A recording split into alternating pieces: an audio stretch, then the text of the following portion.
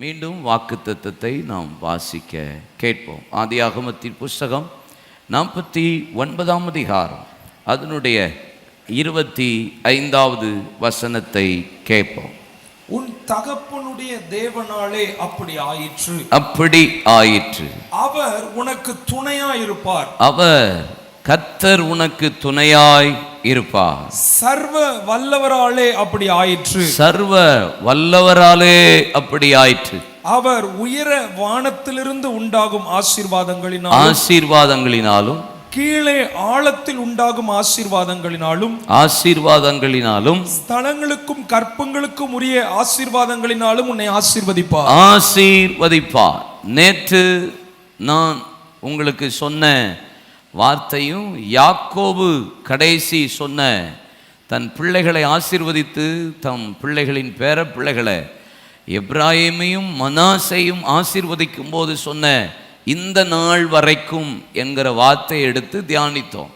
இந்த வருஷத்தின் ஆரம்பமோ யாக்கோபு சொன்ன ஒரு வாக்கு தத்தம். யாக்கோபு தன்னுடைய பிள்ளைகள் ஒவ்வொரு பிள்ளைகளையாய் அழைத்து ஆதியாகமம் 49ஆம் அதிகாரம் முதல் வசனத்திலிருந்து வாசித்தால் ரூபனை அழைத்து ஆசீர்வதிக்கிறார். சிமியோன, லேவிய, நப்தலிய, இசகார, தான, காத்த, ஆசகேர, இப்படி ஒவ்வொரு பிள்ளைகளையாய் அவன் ஆசீர்வதிக்கிறான். அப்படி ஆசீர்வதித்து வரும்போது யோசேப்பை பார்த்து ஒரு வாக்குத்தத்தத்தின் ஆசீர்வாதத்தை சொல்லுகிறார். இது எல்லாருக்கும் பிடிக்கும். அவன் கனி தருகிற செடி என்பதாக அதை சொல்லிட்டு அதை மாத்திரம் சொல்லாம 25ஆம் வசனத்தில் இப்படி சொல்லுகிறார், உன் தகப்பனுடைய தேவனாலே அப்படி ஆயிற்று. அவர் உனக்கு துணையா இருப்பார். கர்த்தர் தான் உனக்கு துணையா இருப்பார். அவர் வானத்துக்குரிய ஆசீர்வாதங்களினாலும் பூமிக்குரிய ஆசீர்வாதங்களினாலும், அப்படின்னா என்ன, ஆவிக்குரிய ஆசீர்வாதங்களினாலும் உலக பிரகாரமான ஆசீர்வாதங்களினாலும் சந்ததியின் ஆசீர்வாதங்களினாலும் உன்னை ஆசீர்வதிப்பார். 3 kind of blessings யாக்கோபு தன்னுடைய பிள்ளைக்கு சொல்லுகிறார். நீ இப்படிப்பட்ட ஆசீர்வாதத்தை பெறுவார். யோசேப்புக்கு கர்த்தர் ஒரு பெரிய சொப்பனத்தையும் தரிசனத்தையும் கொடுத்த போது எல்லாரும் அவனை பகைத்தார்கள், குழியில தூக்கி போட்டார்கள், இஸ்மவேலரிடத்துல விற்று போட்டார்கள், எகிப்தில் அடிமையாய் போனான், வஞ்சிக்கப்பட்டான், தவறாய் குற்றம் சாட்டப்பட்டு சிறைச்சாலையில் வெண்கல விலங்கு பூட்டப்பட்டது போல, இரும்பில் அடைப்பட்டது போல இருந்தான் யோசேப்பு. கர்த்தரோ அவனை நினைவு கூர்ந்தார். பானபாத்திரக்காரன் அவனை நினைப்பான் என்று நினைத்தான். ஆனால் 2 வருஷம் மறந்து போனான். ஆனால் கர்த்தர் அவனை நினைவு கூர்ந்தார். அவன் ஒவ்வொரு வாழ்க்கையின் வசனங்களை வாசித்தா கர்த்தர் யோசேப்போடே கூட இருந்தார். கர்த்தர் யோசேப்போடே கூட இருந்தார். அவன் காரிய சித்தி உள்ளவனாயிருந்தான். கர்த்தர் யோசேப்போடே கூட இருந்தார். அவன் செய்வதெல்லாம் கர்த்தர் வாய்க்க பண்ணினார். கர்த்தர் யோசேப்போடே கூட இருந்தார். சிறைச்சாலையின் தலைவனின் கண்களுக்கு தயவு உண்டாக்கினார். கர்த்தர் யோசேப்போடே கூட இருந்தார். அங்கே போத்திபார் வீட்டில் கர்த்தர் அவனை விசாரணை கர்த்தனாய் வைத்தார். கர்த்தர் யோசேப்போடே கூட இருந்ததுனால விசேஷித்த ஆவியுடையவனாய் இருந்தான். கர்த்தர் அவனை உயர்த்தி மேன்மைப்படுத்தினதை வேதவசனம் முழுவதும் காண்பிக்கிறது. இது யோசேப்புக்கு நடந்தது, யாக்கோபுக்கு தெரியாது. ஆனால் யாக்கோபு அதற்கு பின்பாக யோசேப்பை கர்த்தர் கனம் பண்ணி உயர்த்தி மேன்மைப்படுத்தியிருக்கிறத யோசேப்பு இருக்கிறான் என்று கேள்விப்பட்டு அவனுடைய வண்டியை கண்டு அவனுடைய வார்த்தையை கேட்டு அவன் மீண்டும் பிரயாணப்பட்டு எகிப்து தேசத்துக்கு வருகிறான். அப்பொழுதுதான் யோசேப்பை பார்த்து ஆசீர்வதிக்கிறான். அப்போதான் ஒரு வார்த்தை சொல்லுகிறான், கர்த்தர் உன்னை இன்னும் துணையாய் உனக்கு துணையா இருப்பா. இவ்வளவு நாள் எகிப்தில் இருந்தது மாத்திரம் உனக்கு துணை இல்லை, இனியேயும் கர்த்தர் உனக்கு துணையா இருப்பார். ஆவிக்குரிய ஆசீர்வாதம், உலகத்துக்குரிய ஆசீர்வாதம், பூமிக்குரிய ஆசீர்வாதம், சந்ததிக்குரிய ஆசீர்வாதத்தை கர்த்தர் உனக்கு தருவேன் என்று வாக்கு பண்ணுகிறார். நம்முடைய திருச்சபையை இங்கே வந்திருக்கிற உங்களுக்கும் எனக்கும் விசேஷமாக இங்கே வந்திருக்கிற ஒவ்வொருவருக்கும் கர்த்தருடைய வாக்கு தத்துவம், கர்த்தர் உங்களுக்கு துணையா இருப்பா. யார் துணையா இருக்காங்களோ இல்லையோ, கர்த்தர் கர்த்தர் உங்களுக்கு துணையாயிருப்பா. யார் உங்க கூட இதுவரைக்கும் இருந்தாங்களோ இல்லையோ, பல பேர் பாதியிலே விட்டுட்டு போயிருப்பாங்க. பல பேர் முடிவு பறிந்து உங்க கூட இருப்பேன்னு சொல்லி உங்களுக்கு வாக்கு பண்ணியிருப்பாங்க. உங்க கூட நான் இருந்து வாழ்நாள் முழுசு உங்க கூட உங்களை இருப்பேன்னு சொல்லியிருப்பாங்க.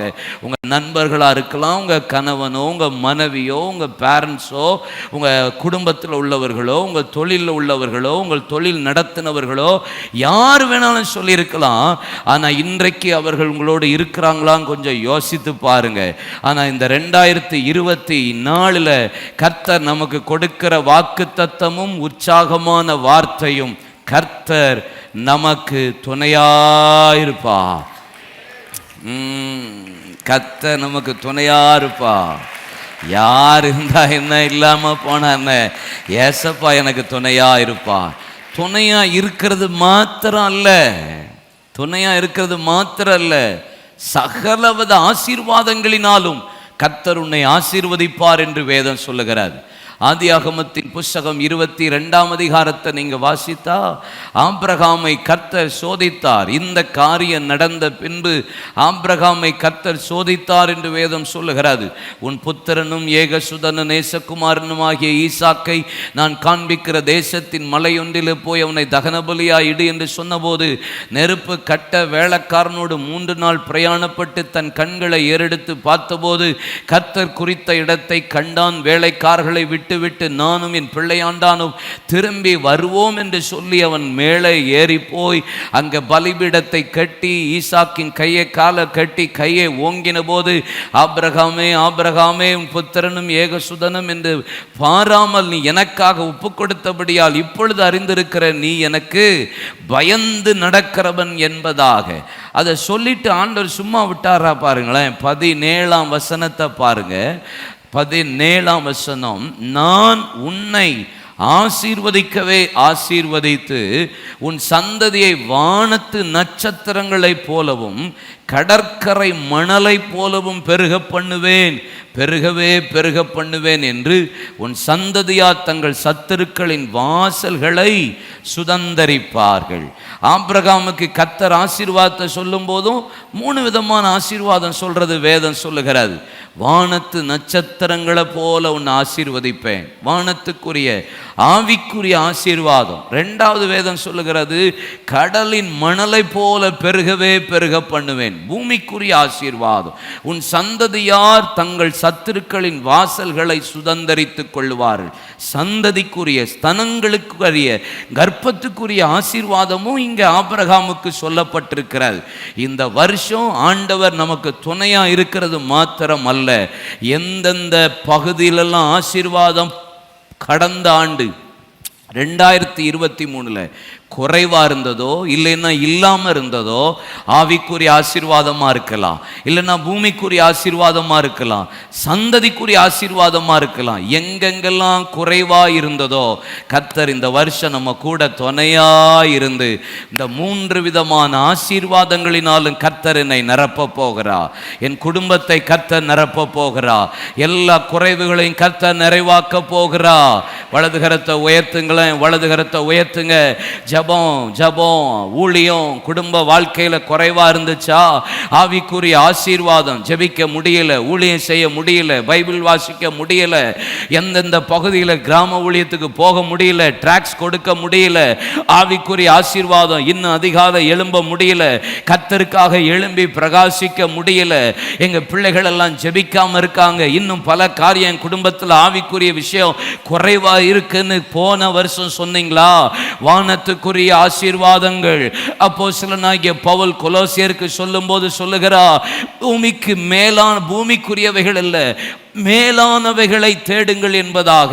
மேலான ஆவிக்குரிய ஆசீர்வாதத்தை எல்லாம் இந்த வருஷம் நம்முடைய குடும்பத்தில் தேவன் கட்டவிழ்ப்பாராக. அதற்கு கர்த்தர் துணையாய் இருப்பார். 3 விதமான ஆசீர்வாதங்களினாலே தேவன் ஆசீர்வதித்தார்.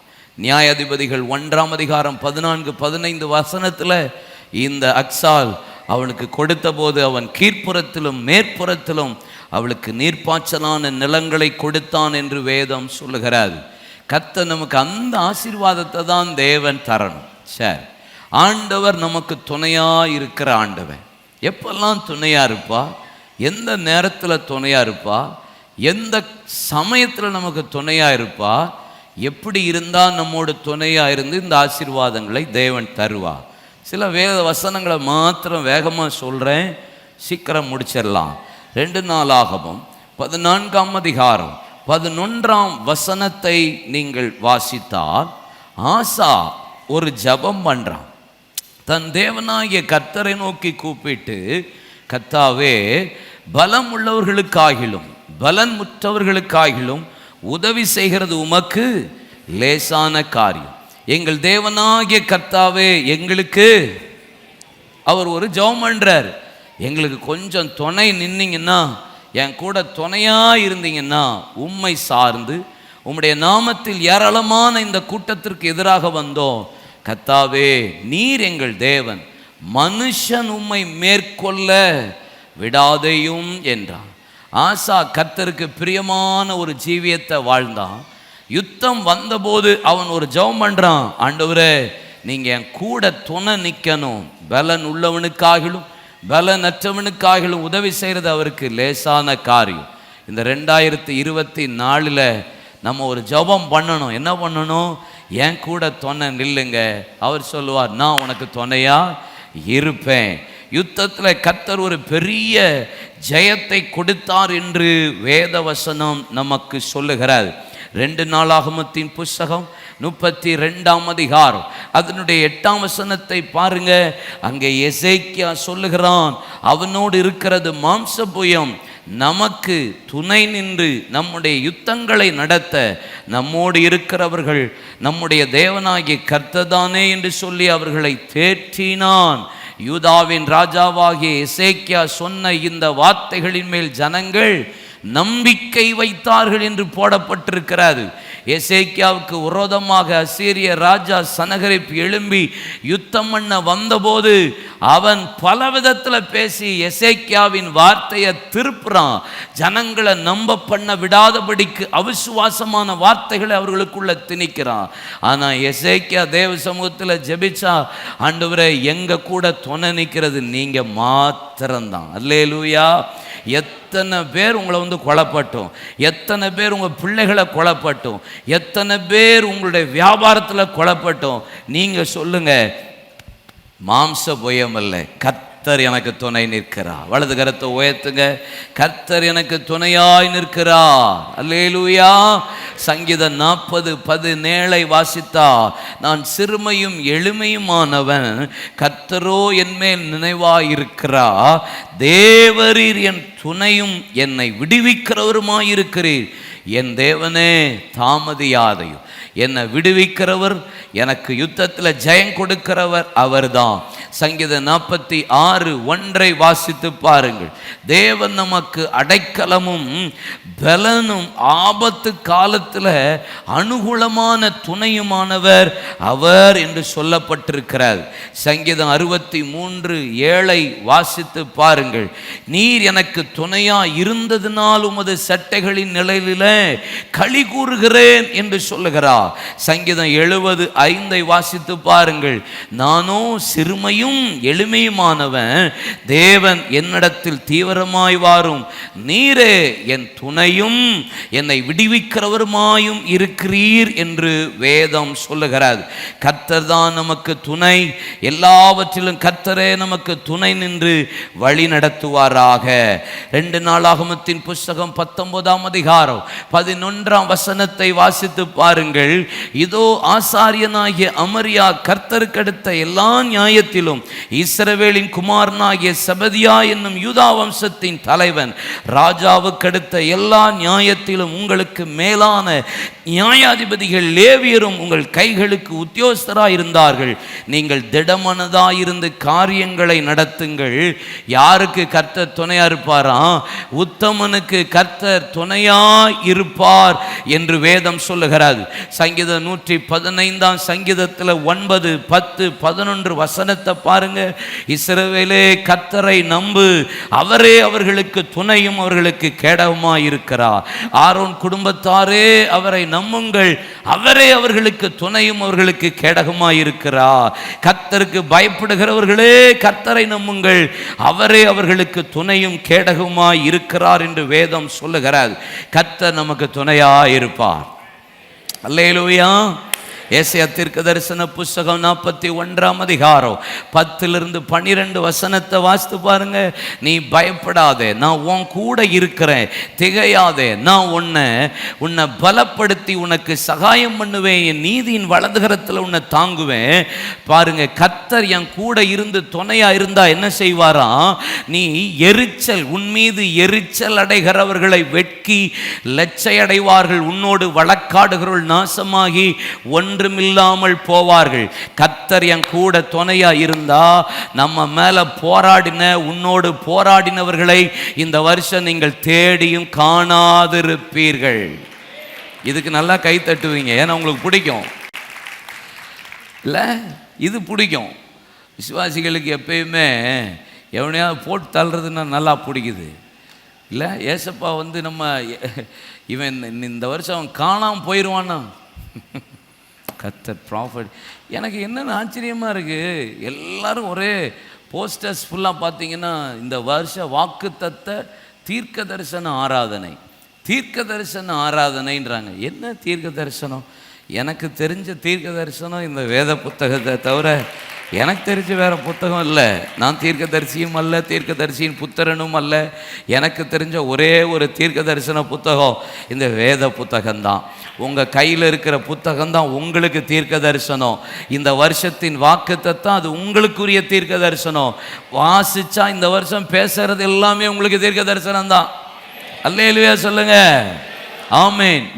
கர்த்தர் உங்களுக்கு துணையா இருக்கிறாரா? என்ன செய்ய போறார் தெரியுமா? உங்களோட போராடினவர்களை நீங்க காணவே மாட்டீங்க. 13 வசனம் பாருங்க. உன் தேவனாகிய கர்த்தராகிய நான் உன் வலது கையை பிடித்து பயப்படாதே, நான் உனக்கு துணை நிற்கிறேன். 14 வசனத்திலையும் துணை நிற்கிறேன் சொல்லிட்டு 15-16 சொல்லுகிறார், இதோ போரடிக்கிறதுக்கு நான் உன்னை புதிதும் கூர்மையுமான பற்களுள்ள எந்திரமாக்குவேன். நீ மலைகளை மிதித்து நொறுக்கி குன்றுகளை பதருக்கு ஒப்பாக்கிடுவாய், அவைகளை தூற்றுவாய். அப்பொழுது காற்று அவைகளை கொண்டு போய் சுழல் காற்று அவைகளை பறக்கடிக்கும். நீயோ கர்த்தருக்குள்ளே கலிகூர்ந்து இஸ்ரவேலின் பரிசுத்தருக்குள்ளே மேன்மை பாராட்டி கொண்டிருப்பாய். 2வது சொல்றேன், கர்த்தர் உங்களோட துணையா இருந்தா நீங்க உங்களோட போராடினவர்களை நீங்க காண போறதில்லை. கர்த்தர் உங்களுக்கு துணையா இருந்தா உங்களை கர்த்தர் இந்த வருஷம் பயன்படுத்துவா. உங்களை புதிதும் கூர்மையுமான பற்கள் உள்ள எந்திரமா மலைகளை குன்றுகளை பதருக்கு ஒப்பாக்கி போடத்தக்க அளவு கர்த்தர் உங்களை பயன்படுத்துவா. நீங்க பயந்தவங்களா கிதியோனை போல இருந்தாலும் கர்த்தர் உங்களை கையில் எடுத்து கிதியோனின் பட்டயம் கர்த்தரின் பட்டயம் என்று சொல்லத்தக்க அளவு செருபாபேலை பார்த்து, செருபாபேலுக்கு முன்பாக இருக்கிற இந்த பர்வதம் எம்மாத்திரம் செருபாபேலுக்கு முன்பாக சமபூமியாகும் என்று சொன்னது போல இந்த வருஷம் கர்த்தர் உங்களுக்கு துணையா இருந்தா உங்களுக்கு முன்னாடி இருக்கிற எல்லா பிரச்சனையும் கர்த்தர் தூசியா மாற்றிடுவார். இதுக்கு வேற யாரும் வருவாங்களா? இதுக்கு வேற யாராவது அசிஸ்டண்ட் வருவாங்களா? ஏதாவது இராணுவம் வருமா? இல்லைன்னா வேற யாரையா கூப்பிட போறீங்களா? யாரும் வர மாட்டாங்க. ஆண்டவர் சொல்ல, நான் உன் கூடையே இருப்பேன். உன் கூடைய துணையா இருந்தா எல்லாவற்றையும் கர்த்தர் இல்லாமல் போகும்படி செய்வார். நல்லா கைத்தட்டி கர்த்தரை மகிமைப்படுத்துங்களேன். அல்லேலூயா, ஆமேன். 2 தீமோத்தேயு 4 அதிகாரம் 16 வசனத்தை பாருங்களேன். கர்த்தரோ எனக்கு துணையாக நின்று என்னாலே பிரசங்கம் நிறைவேறுகிறதற்காகவும் புறஜாதியார் கேட்கிறதற்காகவும் என்னை பலப்படுத்தினார். சிங்கத்தின் வாயிலிருந்து நான் ரட்சிக்கப்பட்டேன். பவுல் சொல்றார் தீமோத்தேயுக்கு எழுதும்போது, எப்பா கர்த்தர் தான் எனக்கு துணையாக இருந்தார் ஊழியத்தில், சிங்கத்தின் வாயிலிருந்து கர்த்தர் என்னை தப்புவித்தார். தீமோத்தேயுக்கு சொல்லும்போது சில பர்சன்ஸை சொல்கிறார். கேபாவை குறித்து சொல்கிறாரு, தேமாவை குறித்து சொல்லுகிறாரு, அலெக்சாண்டரை குறித்து சொல்லுகிறார். கண்ணான் அலெக்சாண்டர் என் கூட இருந்தான், அவனும் ஓடி போயிட்டான்னு சொல்கிறாரு. தேமாய் பிரபஞ்சத்தின் மீது ஆசை வச்சு அவனும் ஓடி போயிட்டேன்னு சொல்கிறார். ஒவ்வொரு நபர்களையாய் அவர் சொல்லிட்டு கடைசியில் சொல்லுவார், இவன் என் கூட இருப்பான்னு நினச்சேன், அவனும் என் கூட இருப்பான்னு நினச்சேன், இந்த ஆளும் என் கூட ஊழியத்தில் இருப்பான்னு நினச்சேன், சிறைச்சாலையில் ஒன்றா இருந்தான், ஆனால் உலகத்தை பார்த்த உடனே என்னை விட்டு பிரிஞ்சு உலகத்துக்கு ஓடி போயிட்டான், என் கூட துணையாக இருக்கலை. நான் பிரசங்கத்துக்கு இவன் கூட ஹெல்ப் பண்ணுவான்னு நினச்சேன், அவனும் போயிட்டான், அவனும் தந்திரமாக பேசி அவனும் போயிட்டான். ஆனால் யார் என் கூட இல்லை, ஒருத்தர் இருந்தார், கர்த்தரை எனக்கு துணையாக இருந்தார். அவர் தான் எல்லா பிரசங்கத்திலும் என் கூட இருந்தா, சிங்கத்தின் வாய்க்கு என்ன தப்புவித்தார் என்று சொல்லுகிறார். இந்த வருஷம் எந்த மனுஷனும் உங்க கூட இருக்க போறதில்ல.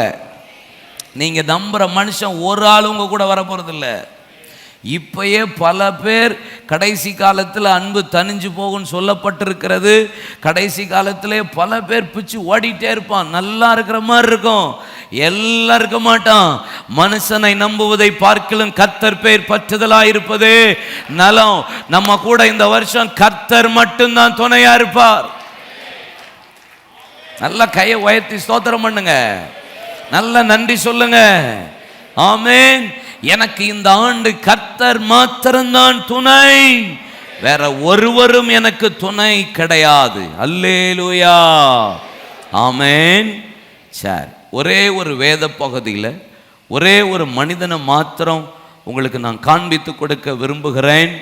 அதை மாத்திரம் வாசித்து தியானிப்போம். கர்த்தர் நம்மோடு கூட இருப்பாராக. 2 நாளாகமத்தின் புஸ்தகம் 26ஆம் அதிகாரத்துக்கு நேராக உங்கள் கண்களை திருப்புங்க. Praise God. 2 Chronicle chapter 26 7ஆம் வசனம். பெலிஸ்தீரும் கூர்பாகாலிலே குடியிருக்கிற அரபியரையும் மிகுனியரையும் வெல்ல தேவன் அவனுக்கு துணை நின்றார். கர்த்தர் ஒரு மனுஷனுக்கு துணையாயிருந்தார். யாரு? 26 முதல் வசனம் சொல்லுகிறது, உசியாவை ஆண்டவர் அந்த தேசத்தில் ராஜாவாய் உயர்த்தி மேன்மைப்படுத்தினார். உசியாவுக்கு கர்த்தர் துணையாயிருந்தார் என்று போடப்பட்டிருக்கிறது. ஏன் அவனோடு கர்த்தர் துணையாயிருந்தார்? எதனால கர்த்தர் அவனுக்கு துணையாய் இருந்தது மாத்திரமல்ல, அவனுக்கு எல்லா விதத்திலும் யுத்தத்தில் ஜெயத்தை கொடுத்தார். வேதம் சொல்லுகிறது, அம்மோனியர் உசியாவுக்கு காணிக்கைகளை கொடுத்தார்கள். அவனுடைய கீர்த்தி எகிப்தின் எல்லை மட்டும் எட்டியது. அவன் மிகவும் பலன் கொண்டான். கர்த்தர் இந்த வருஷம் நமக்கு துணையா இருக்க போகிறார். ஆமென் சொல்லுங்க. ஆமா, இந்த உசியா ராஜாவுக்கு கர்த்தர் ஏன் துணையா இருந்தார்? ஒரு 3 காரியத்தை நான் உங்களோடு பேச சொல்லி முடிக்க விரும்புகிறேன். கர்த்தருடைய பரிசுத்த ஆவியானவர் நமக்கு உதவி செய்வாராக. 4ஆம் வசனத்தை வாசிக்க கேட்போம். அவன் தன் தகப்பனாகிய அமத்சியா செய்தபடியெல்லாம் கர்த்தரின் பார்வைக்கு செம்மையானதை செய்து. ஏன் கர்த்தர் துணையா இருந்தார் உசியாவுக்கு? அவன் அமத்சியா என்கிற தன் தகப்பன் கர்த்தரின் பார்வைக்கு செம்மையானதை செய்தான். அதனால அவனுக்கு கர்த்தர் துணையா இருந்தார். சரி, அவங்க அப்பா என்ன செஞ்சாருங்க? அவர் அப்பா செம்மையானதை செய்ததை போல இவனும் செய்தான். சரி, அப்பா அமத்சியா என்ன செய்தான்? திரும்புங்க, அதுக்கு முந்தின அதிகாரம், அதே 2 நாளாகமும் 25ஆம் அதிகாரத்தில் நீங்க வாசித்தீங்கன்னா, அமத்சியா கர்த்தருடைய பார்வைக்கு அவன் வந்து ஒரு செம்மையானதை செய்தான் சொல்லியிருக்கு. ஆனால் என்ன செய்தான்னா, நீங்கள் 5ஆம் வசனத்திலிருந்து 6, 7 வசனத்தில் வாசித்தா அங்கே தீர்க்கதரிசி அமத்சியாவினிடத்தில் வருகிறார். நீர் யுத்தத்துக்கு போகிறீர், நல்லது. ஆனால் யுத்தத்துக்கு போகும்போது கர்த்தர் உன் கூட வர மாட்டாரு, கர்த்தர் உனக்கு துணையா இருக்க போகிறது இல்லை. நீர் இந்த யுத்தத்தில் போவீரானால் நிச்சயமா தோத்து விடுவீர், இந்த யுத்தத்தில் நீர் ஜெயம் பெற மாட்டீர். ஏன்னா கர்த்தர் உனக்கு துணையா வரப்போகல, ஆண்டவர் உம்மோடு கூட இருக்கல, அதனால நீர் தோத்து விடுவது நிச்சயம் என்று தீர்க்கதரிசி வந்து அமத்சியாட்ட சொன்னபோது, அமத்சியா தீர்க்கதரிசியை பார்த்து சொல்லுகிற வார்த்தையை பாருங்க. 6ஆம் வசனத்தில், இஸ்ரவேலிலும் லட்சம் பராக்கிரமசாலிகளை 100 தாலந்து வெள்ளி கொடுத்து கூலிக்கு அமர்த்தினான். அவன் சொல்றான், நான் இதை 100 தாலந்து வெள்ளியை கொடுத்து நான் கூலிக்கு ஆட்களை பிடிச்சு வச்சிருக்கிறேன் யுத்தத்துக்கு, இவங்களை அனுப்பி தான் நான் யுத்தம் பண்ண போறேன். ஆனா இவ்வளவு பேருக்கு நான் செலவு பண்ணிட்டேனே, இவ்வளவு பேருக்கு நான் ஜனங்களுக்கு ரூபா கொடுத்து நான் யுத்தத்துக்கு என் கூட வாங்க, நம்ம போய் யுத்தத்தில் ஜெயம் எடுத்து நம்ம எல்லாவற்றையும் சுதந்திரிக்கலாம் என்று சொன்ன போது தீர்க்கதரிசி சொல்றார், போகாத, ஏன்னா கர்த்தர் உமக்கு துணை இருக்கல, இந்த நேரத்தில் நீர் போனீன்னா யுத்தத்தில் தோத்துருவீன்னு சொன்ன உடனே அமத்சியா சொல்லுகிறான், நான் இந்த 100 தாலந்து வெள்ளிக்காக என்ன செய்வது? லட்சம் பராக்கிரமசாலிகளை வாங்கிட்டேன், ஆனா 100 தாலந்து வெள்ளி நஷ்டமாயிருமே, 100 தாலந்து வெள்ளி என்னை இழந்து போயிருவேனே, என் சொத்துல கொஞ்சம் போயிருமேன்னு சொன்ன போது தீர்க்கதரிசி சொல்லுகிற வார்த்தையை பார்த்தீங்களா? அங்க வேதம் சொல்லுகிறது, நீர் போக மனதாயிருந்தாலும் போகும், நீர் யுத்தத்தில் நீர் ஜெயிக்க போகிறது இல்லை, நீர் யுத்தத்தில் விழுந்து விடுவீர். ஒத்தாசை செய்யவும் விளப்பண்ணவும் தேவனால் கூடும் என்று 8ஆம் வசனத்தில் சொல்லப்பட்டிருக்கிறது. 9ஆம் வசனம் வாசிச்சேன். 9ஆம் வசனம், அப்பொழுது அமத்சியா, அப்படியானால் நான் இஸ்ரவேலின் சேனைக்கு கொடுத்த 100 தாலந்து வெள்ளிக்கு செய்ய வேண்டியது என்ன என்று தேவனுடைய மனுஷனை கேட்டான். அதற்கு தேவனுடைய மனுஷன், அதை பார்க்கலும் அதிகமாய் கர்த்தர் உமக்கு கொடுக்க கூடும் என்றான். சொல்லுங்க அல்லேலூயா. ஏன் உசியாவோடு கர்த்தர் துணை நின்று ஜெயம் கொடுத்தார்? துணை நின்று அவனை கர்த்தர் எப்படி ஆசீர்வதித்தார்? ஏன்? அவங்க அப்பா செய்தது போல செம்மையானதை செய்தான். அமத்சியா என்ன செஞ்சான்?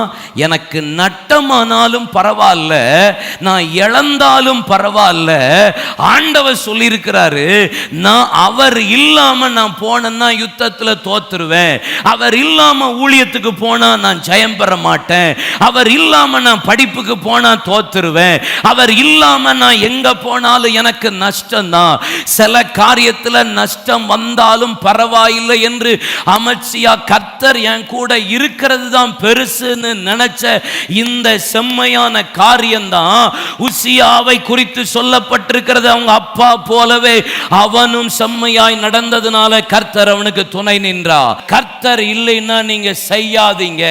கர்த்தர் இருக்கும்போது, தேவன் உங்களோட கூட இருக்கும்போது, செய்யும் போது எல்லா இழந்ததையும் கர்த்தர் அதிகமாய் கொடுப்பா. கைத்தட்டி ஆண்டவரை மகிமைப்படுத்துவீங்களா? அதிகமாய் கொடுப்பா. 100 தானப்பா போச்சு. Don't worry about anything. உனக்கு அவர் வேணுமா, 100 வேணுமா? இந்த 2024 பணம் வேணுமா, இயேசு வேணுமான்னு கேட்டா என்ன சொல்லுவீங்க? எதை வேணாலும் இழக்கலாம், கர்த்தர் என் கூட துணையா இருக்கிறத நான் இழந்தே போயிடக்கூடாது. ஆமீன் சொல்லுங்களேன். அவரை மட்டும் நான் இழந்துடவே கூடாது. எதை இழந்தாலும் பரவாயில்ல, என்ன நஷ்டமானாலும் பரவாயில்ல. அப்போஸ்தலனாகிய பவுல் சொன்னது போல, லாபமான அனைத்தையும் நஷ்டம் என்று விட்டேன், குப்பையுமாய் கருதுகிறேன், கிறிஸ்துவை அறிகிற அறிவின் மேன்மைக்காக. அது வாழ்ந்திருக்கவும் தெரியும், தாழ்ந்திருக்கவும் தெரியும், எவ்விடத்திலும் மனரம்யமாய் இருக்க கர்த்தர் எனக்கு கற்றுக் கொடுத்திருக்கிறார். I don't father. எனக்கு எது நஷ்டமானாலும் பரவாயில்ல, எனக்கு அவர் போதும். எதை இழக்கிறதுனால ரெடியா? ஏசப்பா என் கூட இருந்தா போதும். ஆமென். யோசேப்பை குறித்து சொல்லப்பட்டிருக்கிறது, ஒரு சின்ன உலக பிரகாரமான இன்பத்திற்காக அவன் கொஞ்சம் விட்டிருந்தா, ஆதியாகமம் 39ஆம் அதிகாரத்தில் போத்திபார் வீட்டில் அவன் பெரிய ஆளாக இருந்திருப்பான். அவன் சாப்டர் அதோட முடிஞ்சிருக்கும். 41ஆம் அதிகாரம் 40ஆம் வசனம் வந்திருக்காது. அதுலேயும் நான் இதை இழந்தாலும் பரவாயில்ல, என்னை தப்பாக சொன்னாலும் பரவாயில்ல, நான் நஷ்டப்பட்டாலும் பரவாயில்ல, தவறாக குற்றச்சாட்டப்பட்டாலும் பரவாயில்ல, சிறைக்கே போனாலும் பரவாயில்ல, கர்த்தர் என் கூட இருக்கிறத நான் விடவே முடியாது. கர்த்தர் என்ன பார்க்குறாரு, எனக்கு கூட இருக்கிறார். அதில் அவன் ஸ்ட்ராங்காக இருந்ததுனால தான் 41:40 முழு எகிப்துக்கு கர்த்தர் அவனை உயர்த்தி ஆசீர்வதித்தார். நான் சொல்கிறேன், இந்த இரவு உங்களை பார்த்து என் ஆவியில் ஸ்ட்ராங்காக சிலரை பார்த்து சொல்லணும்னு தோணுது. எதை இழந்தாலும் இயேசுவை இழந்துடாதீங்க. எது போனாலும் பரவாயில்ல.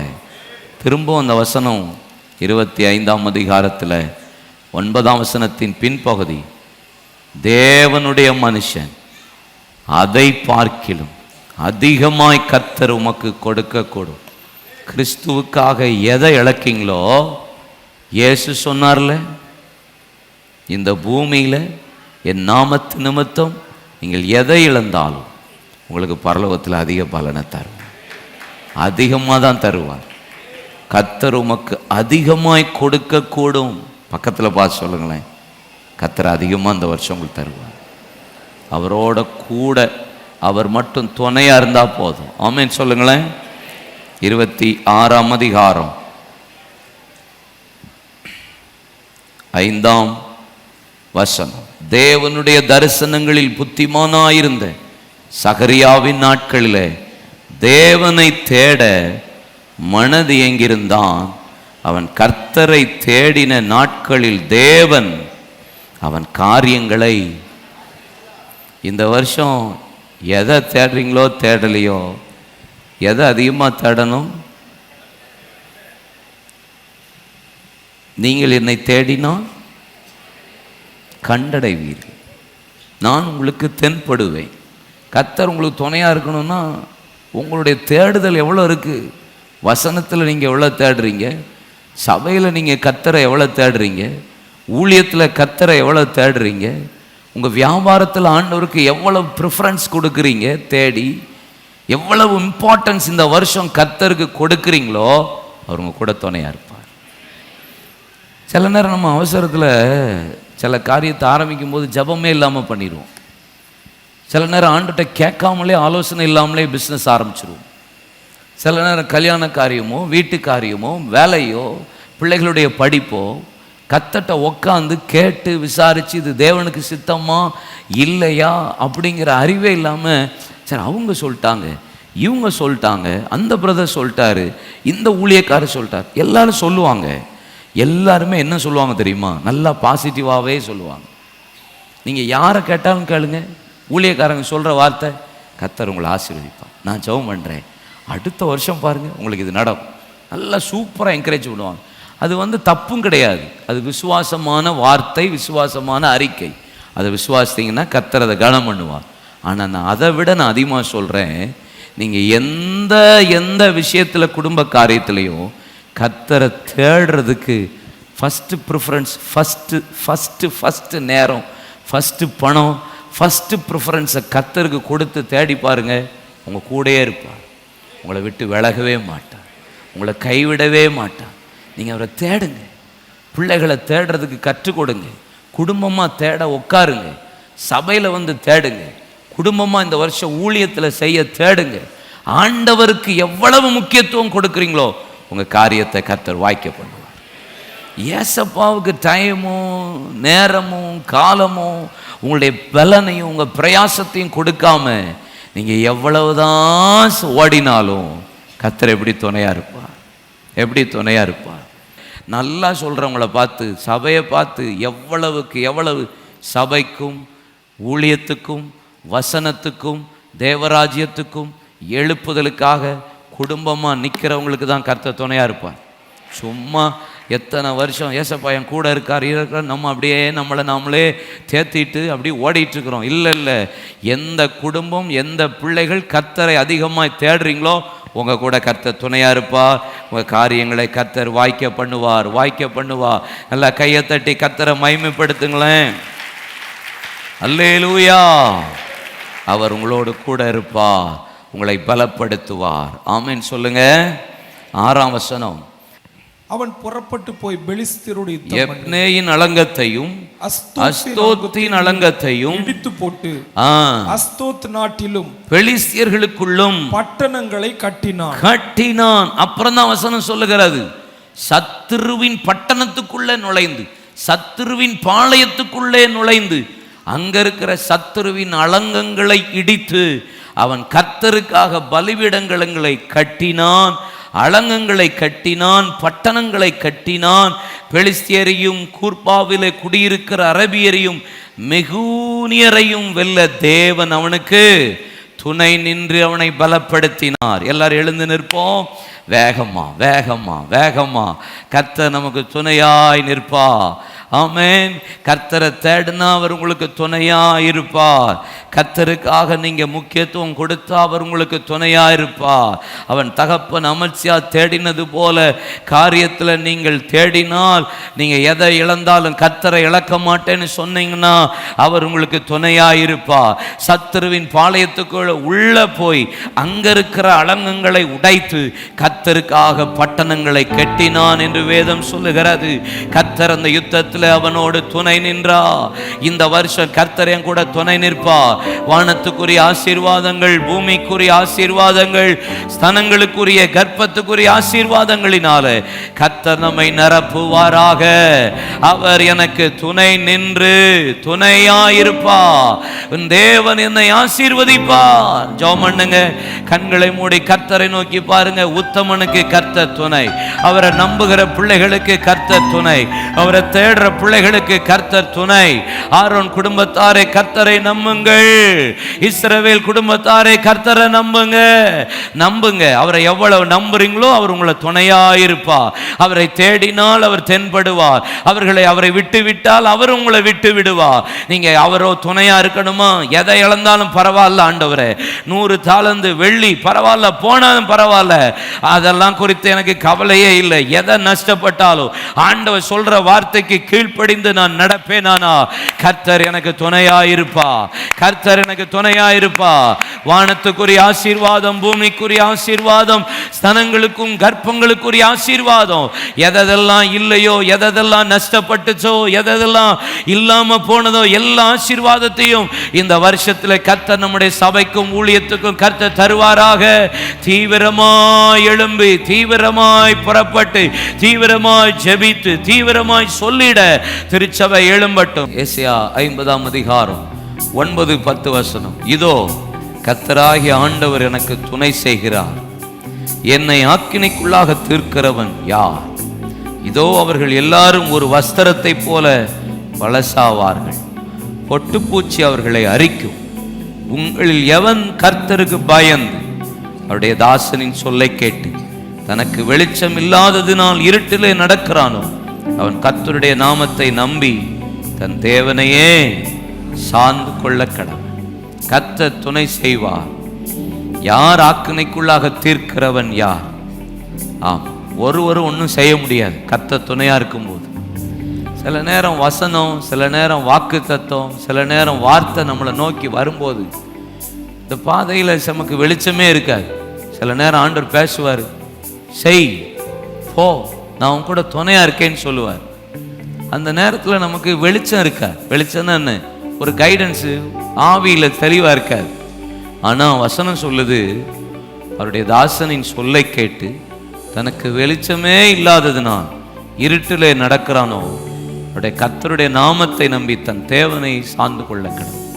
ஏசப்பாவை மட்டும் நம்பி நீங்கள் என் கூட துணையாக இருக்கீங்க, நீங்கள் தான் போக சொல்கிறீங்க, வெளிச்சம் இல்லை, பாதை இல்லை, தெரியல, ஆனால் நான் போகிறேன் அப்படின்னு நீங்கள் ஸ்டெப் எடுத்து வச்சு பாருங்க. கர்த்தருடைய வாக்கு தத்தம் மட்டும் இருந்தால் போதும், கர்த்தருடைய வசனம் மட்டும் இருந்தால் போதும், கர்த்தருடைய சத்தம் மட்டும் இருந்தால் போதும், கர்த்தர் உங்கள்கிட்ட பேசியிருந்தா மாத்திரம் போதும், உங்கள் கூட அவர் துணையாக இருப்பார். பாதையே இல்லாத போல இருக்கலாம், கர்த்தர் பாதையை உண்டாக்குவார். வழியே இல்லாத போல இருக்கலாம், நீங்க நம்பி போங்க, கர்த்தர் உங்களுக்கு இந்த வருஷம் துணையா இருப்பார். சில நேரம் அப்படி பிளாங்கா இருக்கா, போன வருஷம் அப்படி இருந்துச்சுல்ல, இந்த வருஷம் கவலை இல்லாமல் ஸ்டெப் எடுத்து வைங்க, துணையா இருப்பார். கலங்காமல், பயப்படாமல் தைரியமா போங்க, கர்த்தர் உங்களை ஆசீர்வதிப்பார். உங்களை துணையா இருந்து உங்களை ஆசீர்வதிப்பார்.